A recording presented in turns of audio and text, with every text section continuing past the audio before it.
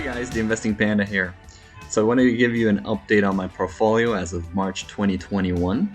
So let's get started. So here's my portfolio. You can see that the portfolio value right now is $55,800. And my gains have been $3,300 so far. So I started this portfolio on February 16th, 2021. So it's been about a month and a half or so. In that time, my portfolio has grown 6.38%. Now, this value does not include the dividends that I've received thus far.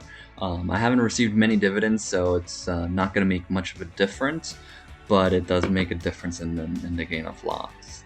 I just wanted to point that out. You can see that the yield on cost is 3.72%, and the dividend growth average in the last 3 years is 4%. So let's talk a little bit about these values. Yield on cost. So yield on cost is the yield that I'm getting based off of the price that I pay for these stocks. So this is the weighted average, by the way. So it depends on the weight of a particular stock, the yield of that particular stock in my portfolio. So if I have more money on that company, then that yield for that company is going to weigh more than the other ones. But for the portfolio as a whole, my yield is 3.72%. So that's the cash that I should expect to receive this year. 3.72% off of the $55,000. Dividend growth is again, this is a weighted measure as well. And the dividend growth is the amount that the dividends that I receive will grow year over year based off of the 3-year average. Again, these are weighted rates. So right now, my portfolio as a whole has a 4% dividend growth, which is not too bad. As you'll see, and also I'll show you, my portfolio is a mixture of companies. I like to divide my portfolio in dividend growth or growth, core, and then the high yielders, right? So we'll talk through those a little later. But that's my portfolio so far. I'm also keeping track of the payout ratio average because payout ratio is really going to determine the dividend increases year over year. So the payout ratio is the percentage that a company is paying from their earnings. So it basically says your earnings, this percentage is being paid as dividends. So right now, my portfolio as a whole, 50% or 60% of earnings are being paid out as dividends. It's actually a pretty good number. It's not too bad. Anything between 40 and 60 is pretty good, and anything lower than that is great because it means that the dividend can keep increasing, right, all the way up to 60, 70, or even 80%. Right now in my portfolio, it's 57%. Debt to equity is another measure statistic that I keep a track of. So you can see it's 2.63, and this means that the companies in my portfolio are pretty highly leveraged, which means that they have a lot of debt. Right now they're financing their operations through debt more so than equity, and that means that they're carrying more debt, and that the debt over equity is over 2.5 times more. So it's definitely higher than I would like it to be, but I'm not too worried about that number right now for a few reasons. One of them being that a lot of companies are taking advantage of the very low interest available to take out debt and utilize that debt to finance future projects, or to pay out older debt, or to invest in research and development, or even to buy back stocks or pay dividends.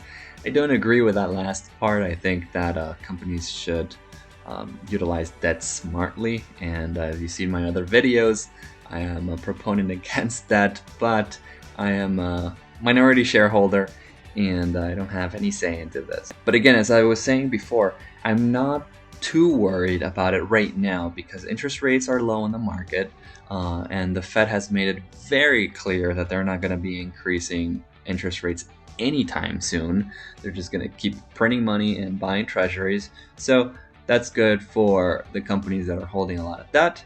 And the second reason is because As we'll see when we go to my top holdings, you'll notice that my top holdings are in utilities or in communication services, and these companies require a lot of capital and a lot of capital expenditure to get their business running, right? Because there's a lot of infrastructure that they have to upkeep or build out to be able to offer their services.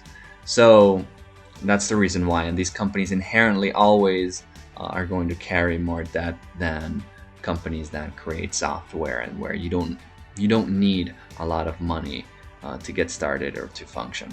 So that's debt to equity. Current ratio is a similar ratio. This also relates to debt, but more so to liquidity. It's basically saying your assets, or your short-term assets over your short-term liabilities. If you had to pay out your liabilities right now, would you be able to meet those obligations or not? So right now, at a measure of 2 times short-term liabilities. So this is basically saying that short-term assets, liquid assets, are 2 times more than short-term liabilities. It means that they could pay it off right away and still have half the cash left over. So that's pretty good. So that's the summary for you guys. So far, my portfolio is up 6.4%, which I'm very happy about. My yield on cost is 3.7%. I would really like to bring up this yield to 4%, because even that small change is going to bring me a lot more cash and allow my portfolio to grow. And maybe I'll make a video in the future on different scenarios and showing you how a high yield versus dividend growth, how those two variables really can have a major effect on your portfolio and your ending balance, and how much money you're going to be making monthly by your financial goal, whether that's 10, 20, or 30 years from today. In the analysis that I have done, I wanted to keep it up at 4%, but I haven't been able to do so. It was above 4% actually, but recently the market had a small dive. I don't even want to call it a dive, because it wasn't really a dive, but it did decrease. It did go lower, especially some stocks that had really high gains last year, more specifically Costco, Domino's Pizza, and not as much Apple. And I bought a lot of those shares for those 3 companies, and those offer very little yield of about 1% or less. So it brought back my yield on cost below 4%. But I'm okay with swallowing that pill for now to get into amazing and wonderful companies like Costco, Domino's Pizza, and Apple. Well, that's my summary. Let's go to top 10 holdings. So the first one is PPL, and PPL is a utilities company that operates in the UK and also in Kentucky and other parts of the United States. They're actually trying to get rid of their UK business because of high regulation. They're not going to be able to become as profitable as they should, and it's a really good choice for them to sell it off and either trade it for assets in a more profitable country like in the United States, or to just get cash so that they can invest it here. So that's a pretty good move. PPL makes up about 11% of my portfolio. So 1/10 of my portfolio is in PPL, and the reason is because it gives me a yield of about 6%. So remember that I shared with you earlier, I'm trying to build a portfolio that has some growth, it has core stocks, and it has some high yielders, and this makes up my high yield. So my train of thought is that I'm going to invest and take a little more risk with the high yielders early on, and utilize the money that they give me now so that I can invest that in more high yielders or in other core or growth stocks, depending on what the market is making available or what's on sale in the market, right? What can be bought. So PPL, 10% at a 6% yield on cost. I think my second largest holding is Verizon, makes up about 6% of my portfolio. and I'm at 4.5% yield on cost, which is also pretty good.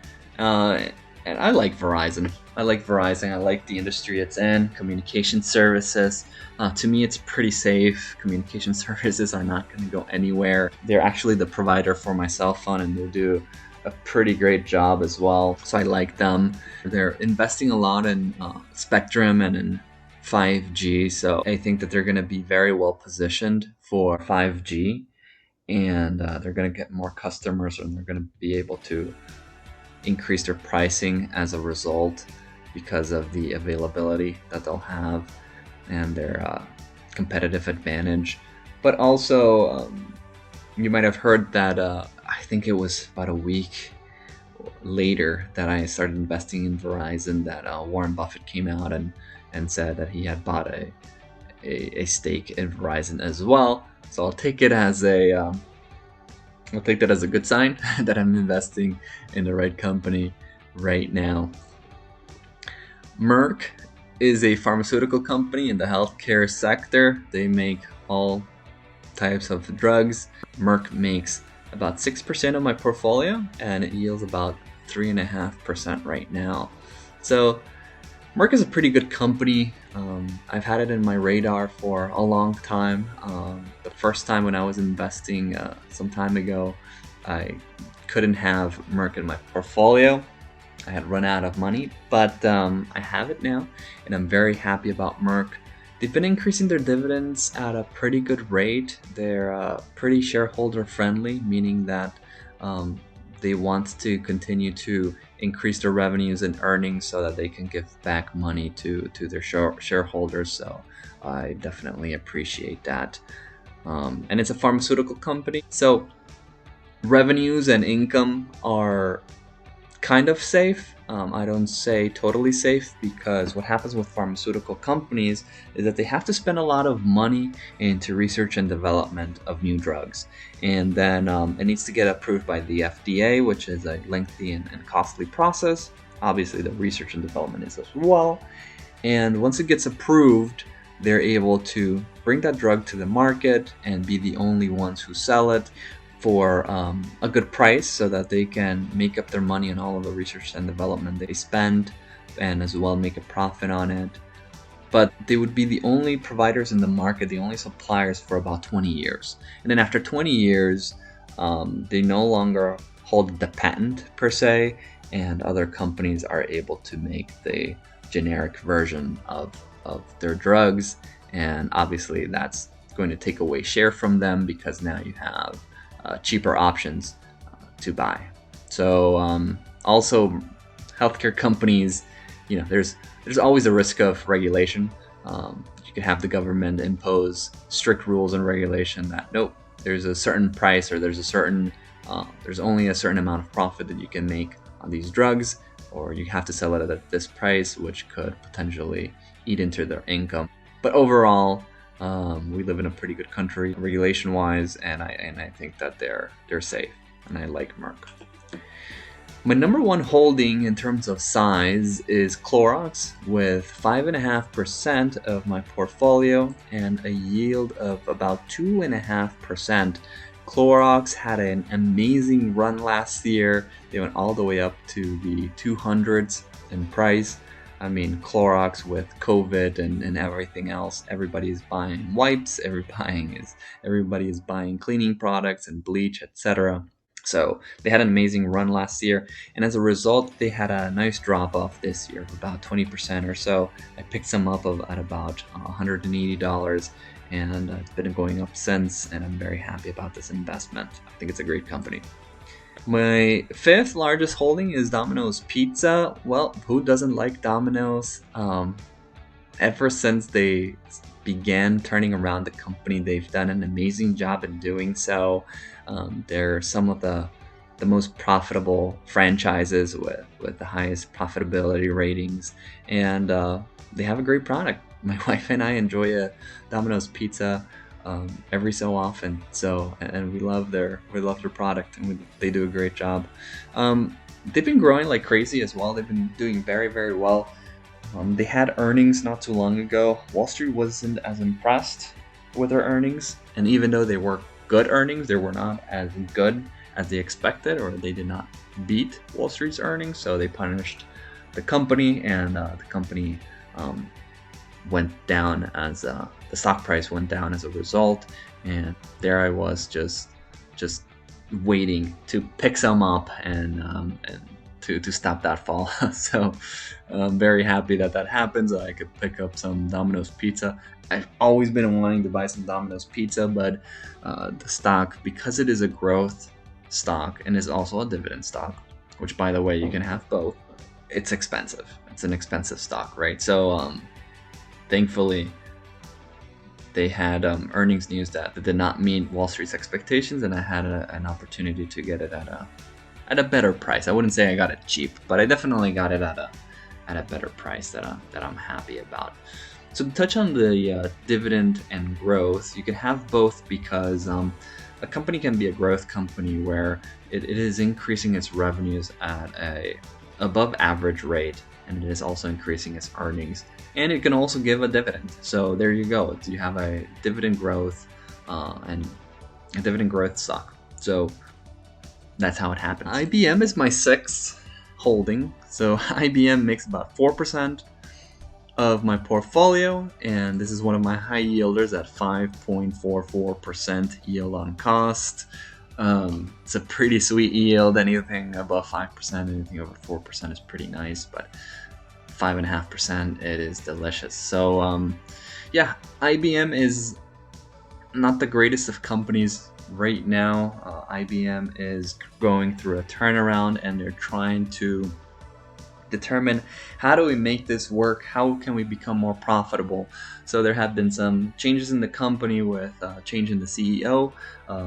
The person who was leading their cloud segment, their cloud division, is now the CEO of the company. I think it's a great move. Cloud is the future for IBM, and they're doing a great job in focusing on what they're good at, which is at providing very good, secure cloud, and not only cloud, but hybrid cloud, which is a product that is needed in the financial and healthcare services, which is their primary clients and customers. So it's a pretty good move by IBM, and I think that they're going to find their stride, and they're going to be able to begin increasing revenues and become more profitable as a result. Okay, at number 7 we have Unum. Unum is an insurer. So for disabilities, etc., they will cover that, sort of like Aflac. If you know Aflac, they make up 4% of my portfolio and give a yield of 4.5%, which is very good. Number 8, we have Costco. Everybody knows Costco is a wholesale distributor. They offer one of those subscriptions. You buy the card, you go in, you become a member, and then you go in, you buy everything in bulk. Costco is an amazing company. As I mentioned earlier, Costco had a small drop in price, so I picked some up. Now it makes up about 4% of my portfolio, and it yields about almost 1%. But they are increasing their dividends year over year, so this amount will go up with some time. Noble Midstream Partners, or NBLX, makes about 4% and gives a yield of 5.4%. Yeah, I like this company. It did even really good last year in terms of revenue and profits. It didn't suffer much last year, even though it was a really rough year for the energy industry. There was a point in time where fuel costs were negative, meaning that they were paying people to take oil. So that happened, and it wasn't a great year for energy.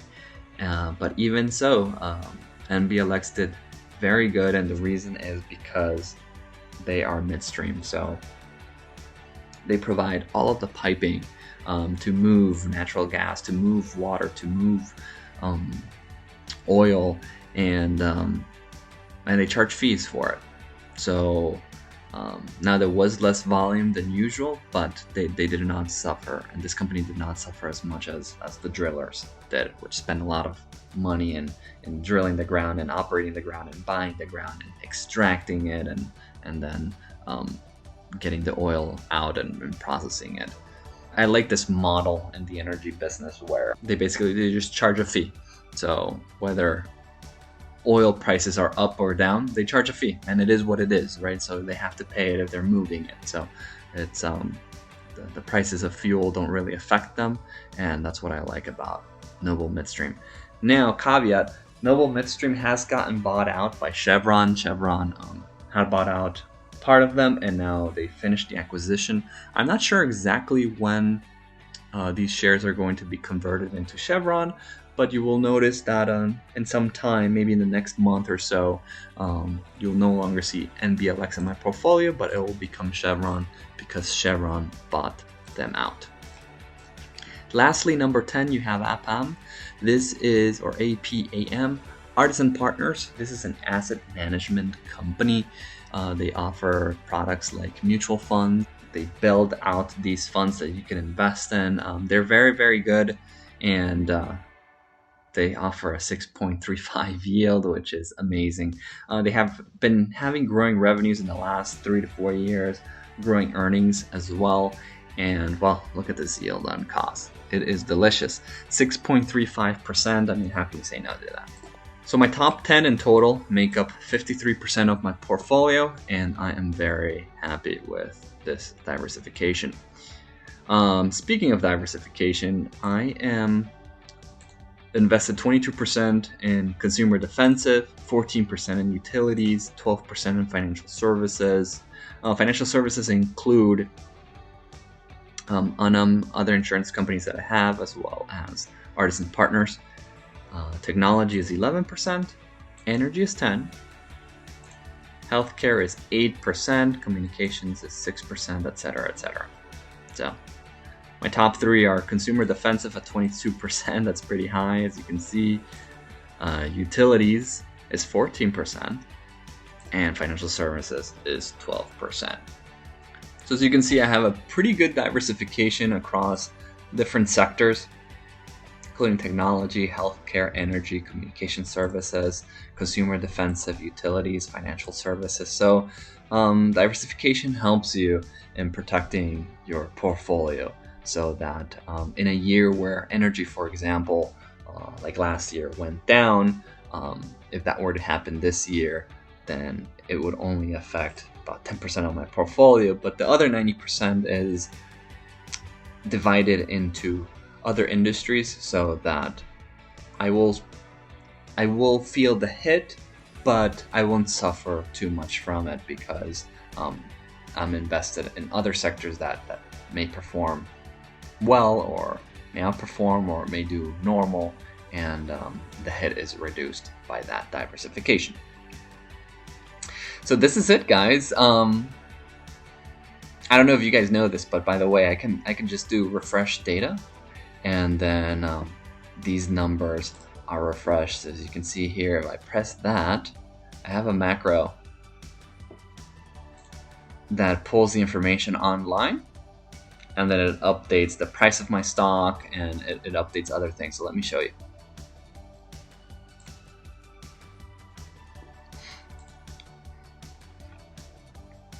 Sorry, it's still updating, so it's a little slow. But it'll update price per share, the performance for the week, performance for the month, performance for the quarter, the 52-week range, 52-week high, 52-week low, the simple moving average, the 200 simple day moving average, RSI, PE ratio, etc. So it's pretty cool. So I just pulled this from a website, and I created a table and other tabs, and it pulls that information. So it's pretty cool. So this is my portfolio. As you can see here, you have my top 10. And then you have other ones as Apple, EPD, etc. So I'll show you the rest of my portfolio later on. But as you can see here, let me just show you. Here are the yield information. Then I had the performance, which is the gain and loss for each one. So just for fun, let's look at the highest gain loss here.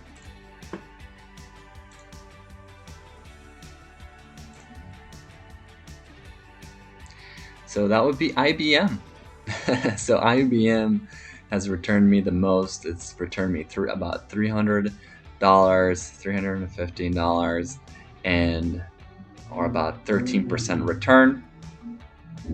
And then my biggest loser has been Barrick Gold with a negative $78 or negative about 6%. So, oh well, Barrick Gold. I think that this company will do better in the future, especially as inflationary fears hit the market again. Everybody's going to start investing back in gold because gold is a good hedge against inflation, and I'm sure you've heard this before, so I'll stop going on and on about that. But yeah, so that's my number one gainer. My second one is PPL, and then my third one is Costco. So yeah, pretty good. Awesome. So let's move on. So here's the cost, and then I have other metrics. Here I have statistics. So I have the debt to equity, current ratio, return on assets, sales past 5 years, performance, earnings performance for the last 5 years, profit margin, and operating margin. So all of these fields, most of these fields I'm actually pulling from the internet. Here are my weighted averages.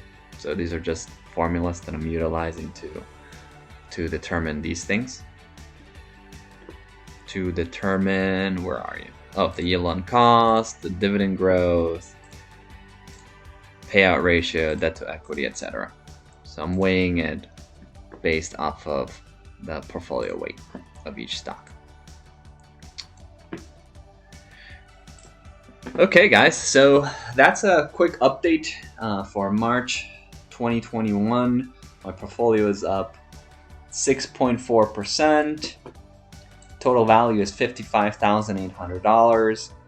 My yield on cost right now is 3.72%, and with dividend growth average of 4%.